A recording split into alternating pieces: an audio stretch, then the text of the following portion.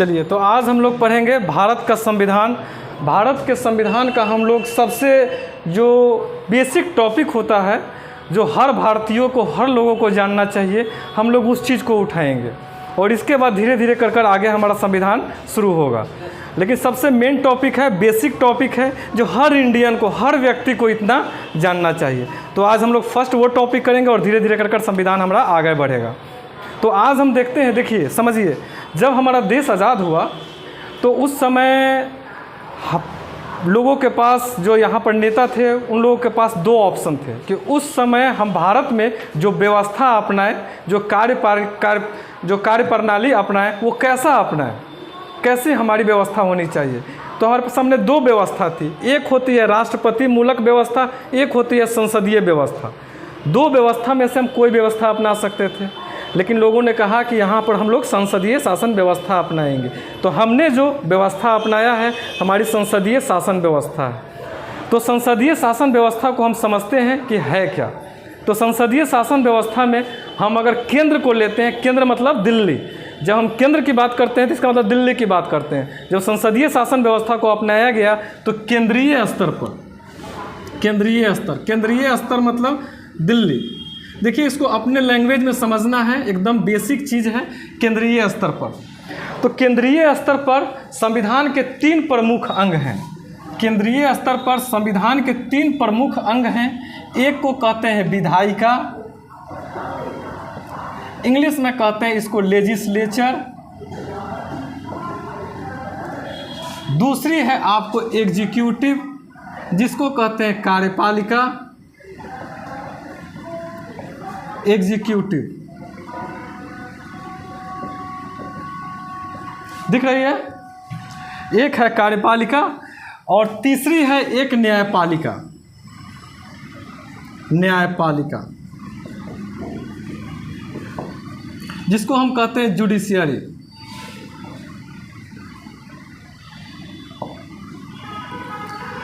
तो केंद्रीय स्तर पर हमारे संविधान में एक है विधायिका, 3 प्रमुख अंग हैं। एक है विधायिका, एक है कार्यपालिका, एक है न्यायपालिका। अब ये विधायिका जो है, ये विधायिका जिसको हम लेजिस्लेचर कहते हैं, ये क्या करते हैं? तो याद रखिएगा, विधायिका जो होते हैं वे कानून बनाते हैं,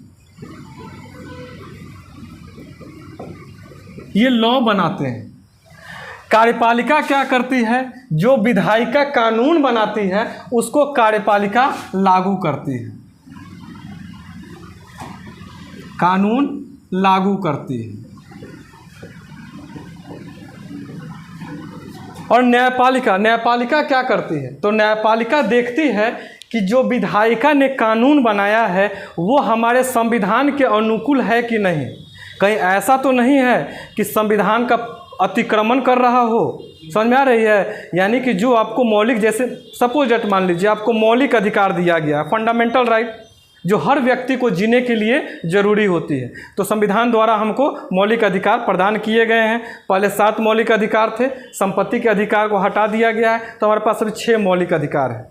तो वही एग्जाम्पल में बताना चाहते हैं कि न्यायपालिका देखती है कि विधायिका द्वारा बनाए गए कानून कहीं संविधान के अतिक्रमण तो नहीं कर रहा है, जैसे आपके मौलिक अधिकार को कहीं छीन तो नहीं रहा है। तो इस टाइप से वो देखती है न्यायपालिका कि इनके द्वारा बनाए गए कानून संविधान के अनुसार होनी चाहिए, न्यायपालिका देखेगी। फिर ये जो कानून बनाएंगे उस कानून को कार्यपालिका लागू जब करते हैं तो न्यायपालिका देखती है कि विधायिका द्वारा बनाए गए कानून को कार्यपालिका अच्छे से लागू कर रही है कि नहीं। समझ में आई? तो ये न्यायपालिका का कार्य होता है। यानी कि विधायिका कानून बनाएगी, कार्यपालिका विधायिका द्वारा बनाए गए कानून को लागू करेगी और न्यायपालिका देखेगी, इन दोनों को देख रेख करेगी कि विधायिका द्वारा बनाए गए कानून संविधान के अनुसार होना चाहिए, और दूसरी कार्यपालिका जो है उस कानून को अच्छे से लागू करना चाहिए। इसको न्यायपालिका देखती है। अब ये विधायिका जो होते हैं, ये विधायिका में कौन होते हैं, कानून कौन बनाते हैं? तो याद रखिएगा, विधायिका के 2 प्रमुख अंग हैं। एक को कहते हैं लोकसभा और दूसरे को कहते हैं राज्यसभा। विधायिका एक लोकसभा, एक राज्यसभा। अपना लैंग्वेज में समझिए, एक 2 अलग अलग रूम है, एक में कुछ लोग बैठे हैं, एक में कुछ लोग बैठे हैं। तो एक लोकसभा है, एक राज्यसभा है, और ये दोनों लोग मिलकर कानून बनाएंगे। अब ये जो लोकसभा है, ये राज्यसभा है, याद रखिएगा इन दोनों को एमपी ही कहते हैं, मेंबर ऑफ पार्लियामेंट। दोनों एमपी होते हैं, मेंबर ऑफ पार्लियामेंट। ये लोकसभा के जो लोग हैं, ये जो कानून बनाते हैं, ये कहाँ से आते हैं? तो देखते हुइएगा कि हर ज़िले से आप लोग एक एक सांसद चुनते हैं। सांसद चुनते हैं, एमपी जिसको आप लोग कहते हैं, तो उसको आप लोग डायरेक्ट वोट डालकर चुनते हैं। समझ में आए? तो हर इंडिया में हर ज़िला से एक एक एमपी चुना जाएगा, ठीक है। लेकिन कहीं कहीं अगर बड़ा ज़िला हुआ, ज़्यादा जनसंख्या हुआ, तो वहाँ पर क्या किया गया, वहाँ पर 2 एमपी दे दिए गए सीट कि आधे जनसंख्या का 1 एमपी होगा, आधे जनसंख्या का 1 एमपी होगा। समझ में आ रही है? तो इसका आधार रखा गया था जब हमारा संविधान को उस समय जो लोकसभा की जो सीट बांटी गई थी, उस समय किया गया था कि 10 लाख की जनसंख्या पे एक लोकसभा की सीट होनी चाहिए। तो इस आधार पर हर ज़िले से एक एक एमपी चुने जाते हैं, और बड़ा ज़िला हुआ वहाँ से 2 एमपी। वहीं अगर हम अरुणाचल प्रदेश स्टेट में चले जाएं, तो अरुणाचल प्रदेश स्टेट में जाते हैं तो वहाँ कुल मिला के 25 ज़िला हैं, लेकिन 25 ज़िला से मात्र 2 एमपी चुना जाता है। इसके पीछे क्या कारण है? इसके पीछे कारण जनसंख्या, चूँकि 12-14 ज़िला मिला के उतना जनसंख्या पूर्ति है। बात समझ में आ रही है? तो जो भी हम लोग सांसद को चुनते हैं, एमपी को चुनते हैं ज़िले से, वो कहाँ बैठेंगे? लोकसभा में। बात समझ में आ रही है? तो जो हम लोग सांसद को चुनेंगे, एमपी को, प्रत्यक्ष वोट डालकर, इसको हम प्रत्यक्ष वोट डालते हैं, प्रत्यक्ष रूप से इसका निर्वाचन होता है, चुनाव होता है। चूँकि हम डायरेक्ट इसको चुनते हैं, तो ये जाकर बैठते हैं यहाँ पर लोकसभा में। दूसरी है हमारी राज्यसभा। तो राज्यसभा में कौन व्यक्ति आते हैं? तो देखिएगा, जिस प्रकार हमारे दिल्ली में एक विधायिका, एक कार्यपालिका, एक न्यायपालिका है, जस्ट वैसे ही हर स्टेट में एक विधायिका, एक कार्यपालिका, एक न्यायपालिका है। तो राज्य स्तर पर अगर हम देखते हैं, राज्य स्तर पर, ये था केंद्र स्तर पर। अगर हम राज्य स्तर पर देखें, राज्य स्तर पर, तो यहाँ भी एक होते हैं विधायिका, यहाँ भी होते हैं कार्यपालिका, और यहाँ भी होते हैं आपको न्यायपालिका। विधायिका, यहाँ जो विधायिका जो होते हैं स्टेट में, इसको हम विधानमंडल कहते हैं। विधानमंडल, स्टेट लेजिस्लेचर, विधानमंडल इसको कहते हैं स्टेट लेजिस्लेचर, विधानमंडल। अब ये जो विधानमंडल जो होता है, ये विधानमंडल में 2 सदन होते हैं। कहीं कहीं 1 सदन है, कहीं कहीं नहीं। इंडिया में सभी जगह 1 सदन ही है, मात्र 6 स्टेट है जहाँ पर 2 सदन है। तो इसमें 2 सदन हो सकते हैं। जिस तरह यहाँ लोकसभा और राज्यसभा है, जस्ट वैसे ही यहाँ पर विधानसभा और विधान परिषद, यहाँ भी 2 सदन, ठीक है। इंग्लिश में कहते हैं विधानसभा को कहते हैं, क्या कहते हैं? लेजिस्लेटिव असेंबली, और विधान परिषद को लेजिस्लेटिव काउंसिल। समझ में आ रही है? और दोनों के मिलने से क्या बढ़ता है हमारा? State legislature. बात समझ में आ रही है यहाँ तक कन्फर्म? तो देखिए, जिस प्रकार हम लोग हर ज़िले से एमपी को चुनते हैं और वो जाकर दिल्ली में बैठते हैं, वैसे ही आप देखते होइएगा कि हर ज़िले से 7-8 विधायक चुने जाते हैं। विधायक चुनते हैं जिसको आप लोग एमएलए कहते हैं, एमएलए। तो विधायक जो चुने जाते हैं, वो विधायक जाकर कहाँ बैठेंगे? ये जो एमएलए चुने जाते हैं, ये जाकर बैठेंगे आपको जो आपका राज्य है, उस राज्य की राजधानी में। आप पटना में हैं तो वो कहाँ जाकर बैठेंगे? सॉरी, बिहार में है तो वो जाकर कहाँ बैठेंगे? राजधानी पटना में।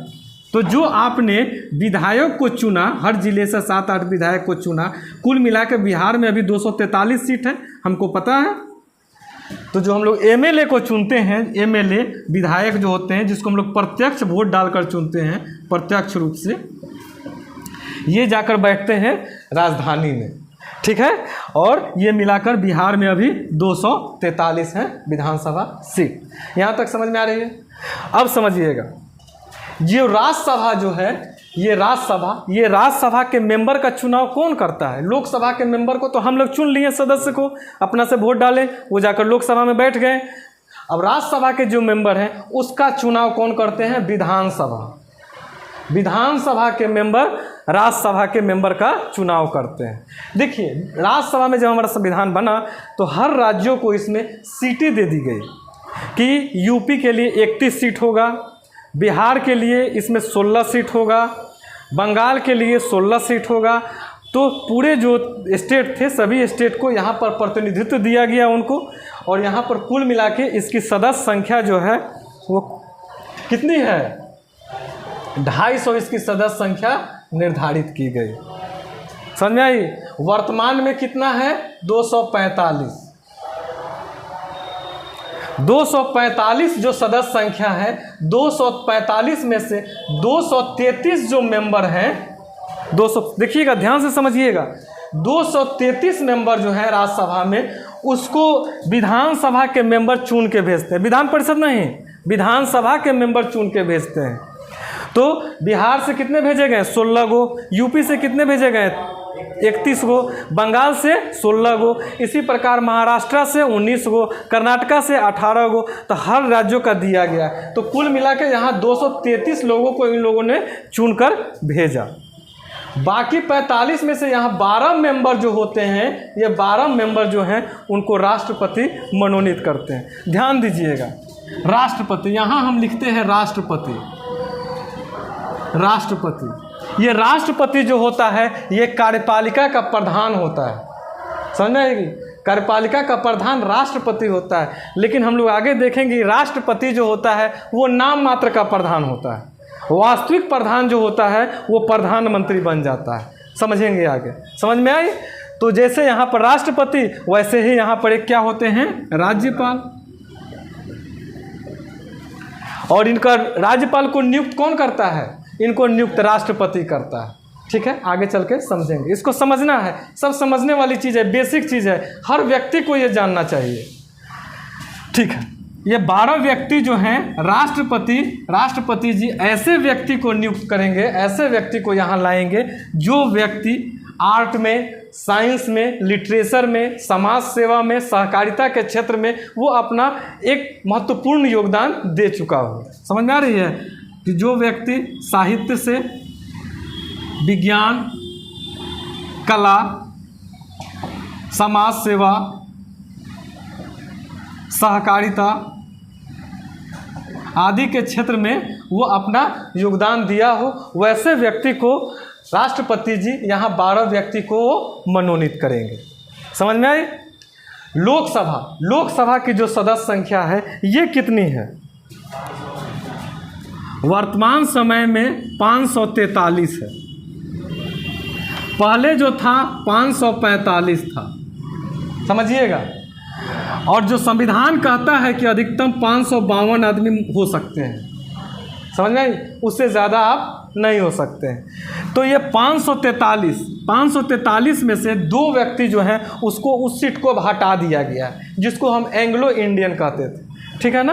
वैसे व्यक्ति जो हमारा देश आज़ाद हुआ था तो यूरोपियन जो इंडिया में रह गए थे, यहाँ की लड़की से शादी किए तो उनसे जो बच्चा पैदा हुआ उसको हम एंग्लो इंडियन कहें, और उनको लोकसभा में 2 सीट उनके लिए आरक्षित की गई थी, तो उनको हटा दिया गया, वो सीट अब ख़त्म कर दी गई एंग्लो इंडियन। तो वर्तमान में इसकी सदस्य संख्या कितनी है? 543। तो पूरे जो हम लोग जिले से जो चुनते हैं वो कितने व्यक्ति जाएंगे? 543 व्यक्ति। समझ में आ रही है बात? इसको हम लोग प्रत्यक्ष रूप से भेजते हैं। और इसको हमने नहीं चुना, इसको किसने चुना है? विधानसभा ने। विधानसभा ने इसको चुन के भेजा है। समझ में आए? तो चुन के भेजा है, तो ये कैसे चुने गए? अप्रत्यक्ष रूप से। समझ में आई? ये जो लोकसभा जो है, लोकसभा को हम प्रथम सदन भी कहते हैं। प्रथम सदन, फर्स्ट हाउस, इसको फर्स्ट हाउस भी कहते हैं। और वहीं अगर राज्यसभा की बात करें तो इसको द्वितीय सदन कहते हैं। ये प्रथम सदन हो गई, राज्यसभा द्वितीय सदन हो गई। अच्छा, राज्यसभा को हम उच्च सदन भी कहते हैं। उच्च सदन। राज्यसभा को हम अपर हाउस भी कहते हैं, और लोकसभा को क्या कहेंगे? लोअर हाउस, निम्न सदन। ये बात समझ में आई? ध्यान दीजिएगा कि ये जो राज्यसभा जो है ये अस्थाई सदन है। अस्थाई सदन कहने का अर्थ ये है, ये राज्यसभा कभी भंग नहीं होता है। ये राज्यसभा परमानेंट रहेगा ही रहेगा। ये लोकसभा जो है ये 5 साल पर ये भंग हो जाएगी। 5 साल बाद इलेक्शन होती है। या कभी ऐसा भी होगा, समझेंगे आगे, कि अगर बहुमत अगर नहीं होता है किसी सदन का, अगर यहाँ पर किसी भी पार्टी का, तो उस आधार पर भी लोकसभा भंग हो जाती है। इसको समझेंगे आगे चलते। तो ये समझिए, राज्यसभा जो है ये एक अस्थाई सदन है, अस्थाई सदन, और ये अस्थाई है। यानी कि ये 5 साल बाद इसमें वोट होगा, या कोई पार्टी बहुमत में अगर नहीं रह पाई, उसका सरकार अगर नहीं रह पाया, तब भी वहाँ पर इलेक्शन होगा। समझ में आ रही है? तो ये अस्थाई था और ये अस्थाई सदन है।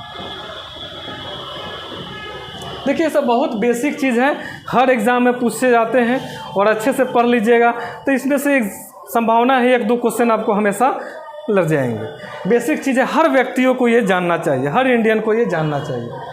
तो ये अस्थाई सदन है। अब आगे समझते हैं इसके बारे में।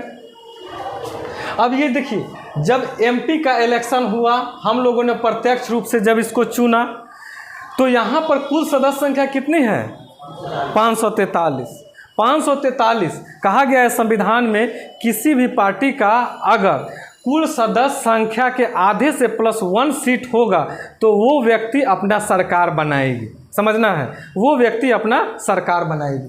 तो 543 यहाँ पूरा है, इसका हाफ कीजिएगा, हाफ +1 कीजिएगा, 543/2 +1 कीजिएगा, तो कुल मिला के 272। तो जब इलेक्शन होगा और इलेक्शन में कोई भी पार्टी अगर 272 अगर सीट लेकर आ गई तो फिर उसकी सरकार बनेगी। बात समझ में आई? या अगर मान लीजिए उसको 272 नहीं आई, कम आ गई, 200 के लगभग आ गई, तो वो क्या करेगी? और सब जो पार्टी हैं वो पार्टी से वो गठबंधन करेगी और गठबंधन करके वो अपना 272 सीट पुराएगी। तो जिस पार्टी का 272 सीट पुर जाएगा तो वो व्यक्ति अपने में से एक व्यक्ति को चुनेंगे, अपना मुखिया चुनेंगे, और वो जिस व्यक्ति को चुनेंगे वो व्यक्ति भारत का प्रधानमंत्री बनेगा। भारत का प्रधानमंत्री। समझ में आई? जिस व्यक्ति को चुनेंगे वो भारत का प्रधानमंत्री बनेगा। कौन? जो सबसे बड़ी बहुमत में पार्टी होगी। उसके लिए क्राइटेरिया क्या है? 50% से 1 वोट आपको ज़्यादा होनी चाहिए, तो ये आकर वो प्रधानमंत्री बने। समझ में आई? अच्छा, प्रधानमंत्री को शपथ राष्ट्रपति जी दिलाएंगे। अब प्रधानमंत्री जी अकेले तो पूरा देश का कार्यभार नहीं संभाल सकते हैं, तो प्रधानमंत्री जी को सलाह देने के लिए, मशवरा देने के लिए इनके पास एक मंत्री परिषद होती है। मंत्री परिषद, जिसको इंग्लिश में काउंसिल ऑफ मिनिस्टर्स कहते हैं। Council of ministers. तो प्रधानमंत्री जी क्या करेंगे? प्रधानमंत्री जी राष्ट्रपति जी को बोलेंगे कि राष्ट्रपति जी इन व्यक्तियों को आप मंत्री बनाइए। तो राष्ट्रपति जी उन लोगों को मंत्री बनाएंगे। तो कौन व्यक्ति हो सकते हैं इसमें? तो जिन व्यक्तियों को चाहेंगे प्रधानमंत्री इसमें से, वो व्यक्ति आ सकते हैं इसमें से, या चाहे इसमें से, वो भी आ जाएंगे इसमें। समझ में आ रही है? कोई ज़रूरी नहीं है कि इसी में का व्यक्ति होना चाहिए। तो मंत्री परिषद में जो लोग होते हैं वे या तो लोकसभा के सदस्य होते हैं या राज्यसभा के सदस्य होते हैं। इसमें कुछ ऐसे भी व्यक्ति हो सकते हैं कि जो न इसके सदस्य हो न इसके सदस्य हो, वो भी मंत्री बन सकते हैं। वो व्यक्ति भी भारत का प्रधानमंत्री भी बन सकता है। अगर सबसे बड़ी पार्टी कहती है कि अगर कोई व्यक्ति कहीं से अगर नहीं जीता है और चाहते हैं उसको प्रधानमंत्री बनाने का, तो उसको प्रधानमंत्री वो बनवा सकते हैं।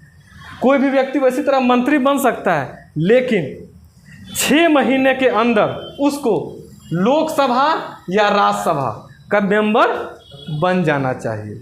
समझ में आई? लोकसभा या राज्यसभा का मेंबर बन जाना चाहिए 6 माह के अंदर, अगर आप किसी के सदस्य नहीं भी हैं तो। समझ में आई? अच्छा, ये जो मंत्री होते हैं, प्रधानमंत्री और मंत्री जो मिलकर, जिसको मंत्री परिषद कहते हैं, काउंसिल ऑफ मिनिस्टर्स कहते हैं, ये अधिकतम कितने हो सकते हैं? तो याद रखिएगा 15%। ऐसा नहीं है कि प्रधानमंत्री जी बोले और सभी को मंत्री बना देंगे, सभी को पैसा दिया जाएगा, नहीं। संविधान में लिखा गया है कि 15% से ज़्यादा मंत्रिपरिषद में सदस्य संख्या नहीं हो सकती है, तो 15% होंगे। समझ में आई? अब ये जो मंत्री जो हैं इसमें, ये मंत्री में भी 3 प्रकार के मंत्री होते हैं। एक जो मंत्री होते हैं उनको कहते हैं कैबिनेट मंत्री, कैबिनेट मंत्री। एक जो होते हैं उनको कहते हैं राज्य मंत्री। एक होते हैं उप मंत्री। कैबिनेट मंत्री, कैबिनेट मिनिस्टर, राज्य मंत्री, मिनिस्टर ऑफ स्टेट, ठीक है। उप मंत्री, डिप्टी मिनिस्टर इंग्लिश में कहते हैं इसको। तो कैबिनेट स्तर के जो मंत्री हैं ये सबसे बड़े मंत्री होते हैं और इनके सहायता देने के लिए इनके पास इनके नीचे राज्य मंत्री और उप मंत्री होते हैं। तो बड़े कौन मंत्री हैं?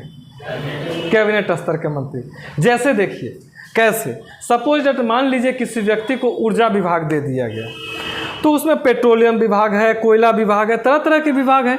तो कोई व्यक्ति अकेले पूरा विभाग को कैसे संभाल सकता है? तो वैसे ही कैबिनेट स्तर के जो मंत्री होते हैं उनको सहायता देने के लिए राज्य मंत्री और उप मंत्री होते हैं। समझ में आ गई? ये कैबिनेट स्तर के मंत्री जो हैं इसी के अंतर्गत प्रधानमंत्री भी आ जाएंगे। तो कैबिनेट स्तर के जो मंत्री हैं इसी को हिंदी में कहते हैं मंत्रिमंडल। तो मंत्रिपरिषद में प्रधानमंत्री सहित सारे मंत्री होते हैं और मंत्रिमंडल में सिर्फ कैबिनेट स्तर के मंत्री होते हैं। याद रखिएगा। समझ में आया? तो ये हमारी हो गए कार्यपालिका, और कार्यपालिका का प्रमुख हो गया राष्ट्रपति। लेकिन हमारा संविधान में कहा गया, आर्टिकल 74 कहता है कि राष्ट्रपति जो है वो प्रधानमंत्री के सलाह के अनुसार ही कार्य करेगा। समझ में आई? यानी कि मंत्रिपरिषद के सलाह के अनुसार ही कार्य करेगा। जो मंत्रिपरिषद कहेगी वो राष्ट्रपति करेंगे। हालांकि राष्ट्रपति को कुछ विवेकाधिकार शक्ति भी प्राप्त है, आगे चल के हम लोग उसको देखेंगे, लेकिन ज़्यादातर काम वो जो मंत्रिपरिषद करेगी कहेगी वही राष्ट्रपति करेंगे। समझ में आई? एक चीज़ ध्यान दीजिएगा, ये जो 233 जो मेंबर चुने गए थे, अस्थाई सदन जो थी, ये कभी भंग नहीं होती है। इसके जो मेंबर चुने जाते हैं एक बार में वो 6 साल के लिए चुने जाते हैं। अगर कोई व्यक्ति चुन लिया गया वो 6 साल के लिए चुन लिया जाता है। समझ में आई? वो कितने दिन के लिए चुना गया? 6 साल। और इसमें से क्या होता है, हर 2 वर्ष पर 1/3 से जो सदस्य होते हैं वो रिटायर होते हैं। फिर से जो मेंबर चुन के गए वो 6 साल तक रहेंगे। 2 वर्ष पर इसमें से 1/3 सदस्य रिटायर हो। सपोज डैट ये क्लासरूम है, इस क्लासरूम में से 1/3 सदस्य गए, फिर एक सदस्य आए, फिर 1/3 गए, फिर आए। तो ये कभी आपको भंग नहीं होगा, ये अस्थाई सदन है। समझ में आ गई? अच्छा, यहाँ अगर हम देखते हैं, अगर पार्टी अगर बहुमत में नहीं रही कोई पार्टी, तो यहाँ कार्यपालिका नहीं बन पाएगा। पार्टी बहुमत में नहीं रहेगी तो उसको फिर से वहाँ इलेक्शन करवाना पड़ेगा पूरा इंडिया में, तो उस समय ये भंग हो जाती है। या 5 साल बाद इलेक्शन होगा तो ये भंग हो जाएगी। समझ में आई? अब आगे देखिएगा, ये जो लोकसभा है, लोकसभा का कभी कार्रवाई देखते हुइएगा कि उसमें एक व्यक्ति होते हैं जो उसके मॉनिटर होते हैं। मॉनिटर समझते हैं ना? हाँ, उसके मॉनिटर जो होते हैं, हेड जो होते हैं, टेबल पर बैठे रहते हैं। उसको हम क्या कहते हैं? उसको हम लोकसभा अध्यक्ष कहते हैं। समझ में आ रही है? उसको हम लोकसभा अध्यक्ष कहते हैं। इंग्लिश में इसको हम स्पीकर कहते हैं। तो ये जो मेंबर जो होते हैं, लोकसभा के जो मेंबर होते हैं, ये मेंबर अपने में से कार्यवाही चलाने के लिए एक व्यक्ति को चुनते हैं, अपना मॉनिटर को चुनते हैं, तो वो उसको हम कहते हैं अध्यक्ष। तो लोकसभा में एक अध्यक्ष होता है जिसका चुनाव लोकसभा के मेंबर करते हैं। सपोज दैट अगर अध्यक्ष जी ना हो तो उस दिन मॉनिटर कौन बनेगा? उपाध्यक्ष। तो ये लोग अपने में से एक व्यक्ति को चुनेंगे, वो उपाध्यक्ष होगा। उपाध्यक्ष जनरल चीज़ है, ये हम सब व्यक्ति को ये सब जानना चाहिए। इसको कहते हैं हम डिप्टी स्पीकर। समझ में आई? तो एक लोकसभा अध्यक्ष, एक उपाध्यक्ष। समझ में आई? एक चीज़ इसमें और देखिएगा, ये जब चुनाव हो जाता है तो इसमें का जो सबसे जो वरिष्ठतम जो सदस्य होता है उसको हम प्रोटेम स्पीकर कहते हैं। समझ में आई? प्रोटेम स्पीकर जो होता है, प्रोटेम स्पीकर को राष्ट्रपति जो होता है वो शपथ दिलाता है, और प्रोटेम स्पीकर अन्य जो हैं उस समय वो जो होते हैं उनको शपथ दिलाते हैं सदस्यों को। समझ में आई? तो जब भी इलेक्शन होगा तो वहाँ पर एक प्रोटेम स्पीकर, उसके बाद प्रोटेम स्पीकर चुने जाएंगे कुछ समय के लिए, जब तक वो लोग अन्य सदस्य लोग जो संसद के हैं वो एमपी जो हैं वो शपथ ग्रहण न कर लें। समझ में आई?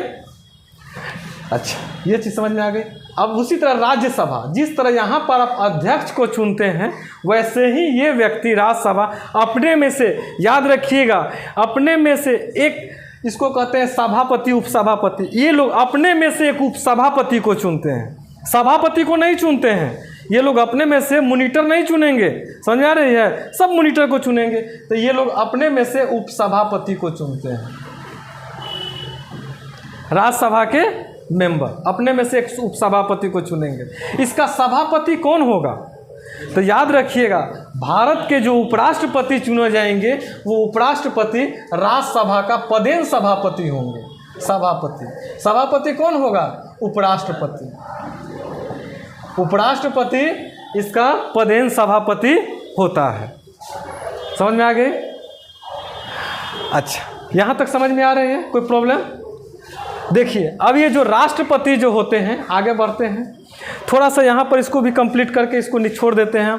ये जो न्यायपालिका है, न्यायपालिका में हेड कौन होता है दिल्ली में? Supreme court. पता है? सुप्रीम कोर्ट में एक उसके चीफ जस्टिस होंगे और 33 अन्य जस्टिस होते हैं। ठीक है? वैसे ही राज्य में न्यायपालिका में कौन होता है? High court. ठीक है? तो अभी हम न्यायपालिका पे नहीं जाएंगे। समझ में आ रही है? इसी पे हम आगे बढ़ते हैं। तो हाँ, तो हम बात कर रहे थे कार्यपालिका के बारे में, राष्ट्रपति के बारे में। ये जो राष्ट्रपति जो होते हैं, अब देखिएगा, राष्ट्रपति के चुनाव, राष्ट्रपति निर्वाचन, राष्ट्रपति के निर्वाचन में कौन कौन भाग लेंगे? लोकसभा, राज्यसभा, विधानसभा। याद रखिएगा, लोकसभा, राज्यसभा, विधानसभा के निर्वाचित सदस्य, ये 12 लोगों को जो मनोनीत किया गया है वो भाग नहीं लेंगे, क्योंकि अगर भाग लेंगे इलेक्शन में तो किसको वोट डालेंगे? वही राष्ट्रपति को, जिन राष्ट्रपति ने इनको पद दिया था। समझ में आ रही है? तो इसीलिए लोकसभा, राज्यसभा प्लस विधानसभा के निर्वाचित सदस्य ये भाग लेते हैं, ये भाग नहीं लेता है। समझ आई? ये भाग लेंगे और ये लोग चुनेंगे राष्ट्रपति जी को। वहीं अगर उपराष्ट्रपति की बात करें, उपराष्ट्रपति को कौन चुनता है? उपराष्ट्रपति को चुनेगा लोकसभा और राज्यसभा दोनों मिलकर, लोकसभा और राज्यसभा ये दोनों मिलकर राष्ट्रपति का चुनाव करते हैं। आगे देखिएगा, अगर राष्ट्रपति जी को शपथ लेना है तो राष्ट्रपति जी को शपथ कौन दिलाएगा? सुप्रीम कोर्ट के चीफ जस्टिस। राष्ट्रपति जी को ओथ, शपथ सुप्रीम कोर्ट का चीफ जस्टिस दिलाएगा। वहीं अगर राष्ट्रपति जी को अपना त्याग पत्र देना है तो राष्ट्रपति जी अपना त्याग पत्र उपराष्ट्रपति जी को देंगे। बात समझ में आ रही है? उपराष्ट्रपति जी को अगर शपथ लेना है तो कौन शपथ दिलाएंगे? राष्ट्रपति। अगर उपराष्ट्रपति जी को अगर त्याग पत्र भी देना है तो किसको देंगे? राष्ट्रपति जी को। समझ में आ रही है? सुप्रीम कोर्ट के जज जो होते हैं उनको शपथ कौन दिलाता है? राष्ट्रपति। सुप्रीम कोर्ट के जज का शपथ राष्ट्रपति दिलाता है। सुप्रीम कोर्ट के जज को अगर त्याग पत्र देना होगा तो किसको देंगे? राष्ट्रपति जी को देंगे। यहाँ तक क्लियर हुई? समझ में आई? कोई दिक्कत? लास्ट इसमें का अंतिम हमारा रह गया है विधान परिषद। याद रखिएगा, जिस प्रकार यहाँ पर 3 प्रकार के मंत्री हैं, मंत्री परिषद सेम स्टेट में वही है।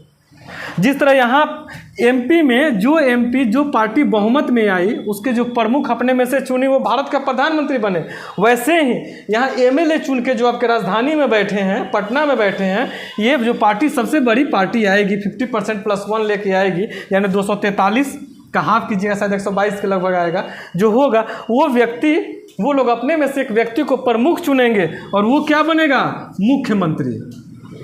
समझ में आई? मुख्यमंत्री। और जिस तरह प्रधानमंत्री हैं यहाँ मुख्यमंत्री हैं, जिस प्रकार यहाँ मंत्री हैं जस्ट वैसे ही मंत्री लोग हैं मंत्री परिषद, यहाँ भी मंत्री परिषद है। इन लोगों को यहाँ पर राष्ट्रपति जिस तरह है कार्यपालिका प्रधान, यहाँ पर राज्यपाल हो जाएंगे, सेम चीज़ है, इसमें कोई अंतर नहीं है। बात समझ में आई? अब इसका लास्ट हमारा बच गया है आपको विधान परिषद। विधान परिषद में कैसे व्यक्ति चुने जाते हैं, लास्ट इसको है, 5 मिनट में इसको देख लेते हैं। विधान परिषद, तो विधान परिषद में हमारे संविधान में कहा गया है कि विधान परिषद की जो अधिकतम सदस्य संख्या होगी वो किसी कीमत पर विधानसभा के कुल सदस्य संख्या के 1/3 से ज़्यादा नहीं हो सकती है। 1/3 से ज़्यादा नहीं हो सकती है। तो विधान परिषद के बारे में हम लोग देख रहे हैं। विधान परिषद 1/3, इसे ऐसे लिख लेते हैं, विधानसभा के 1/3 से अधिक नहीं हो सकते हैं और किसी कीमत पर 40 से भी कम नहीं हो सकते हैं। समझ में आ रही है? 40 से कम नहीं। बढ़ में कुछ अपवाद है। विधान परिषद अभी 6 ही स्टेट में है इंडिया में। यूपी में है, बिहार में है, कर्नाटका में है, महाराष्ट्र में है, आंध्रा में है, तेलंगाना में। 6 गो जो स्टेट हैं वे 6 स्टेट में अभी विधान परिषद है। ये विधान परिषद के जो मेंबर हैं इनका चुनाव कौन करता है? तो याद रखिएगा, इनके 1/3 जो सदस्य होते हैं उसका चुनाव जो विधानसभा होते हैं ना, वो विधानसभा के मेंबर करते हैं। 1/3 सदस्य के लोग कौन चुनते हैं? विधानसभा लोग चुनते हैं। जो इसके 1/3 सदस्य होते हैं उसका चुनाव जो पंचायत नगर पालिका, समझ में आ रही है, वो लोग चुनते हैं पंचायत और नगर पालिका द्वारा।